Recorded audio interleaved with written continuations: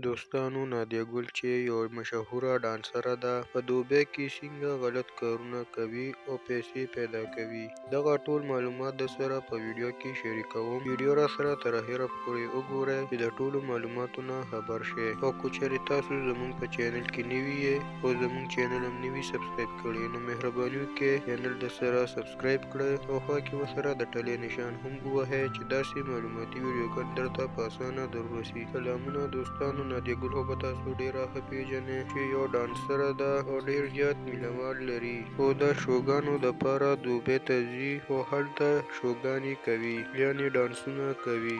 خاوند ورسره هم وي چې د خاوند په مخ کې دوی داسې نازیبه ډانسونه او حرکتونه کوي چې کله هم دوی د ډانسونو دپاره دوبۍ ته لاړ شي نو هلته شوګانې کوي او ورسره بیا په پیسو دغه غلط کارونه هم کوي. نادیه ګل، نیلم ګل او فاطمه ګل چې په سټیج ډانسونو باندې پیسې ګټي او کله چې د ډانس شو ختم شي او تر څومره پورې چې دوبۍ کې وي نو بیا دوی په دوبۍ کې دغسې غلط او ناروا کارونه کوي. زیاتره پښتانه دغه ډېر بد ګڼي او له دوی نه نفرت هم کوي او د ډانس کولو په وخت کې دوی ډېرې نازیبه کپړې اچوي چې دغسې کپړې اچول نه دي پکار. دا په پښتنو یو داغ لګول دي چې دوی یې کوي او خاندان یې ورته هم په شوګانو کې ناست وي خو دوی هم بد نه ګڼي هغه ځکه چې پیسې ورته ګټي. څو ورځې مخکې دوستانو نادیه ګل د ډانس په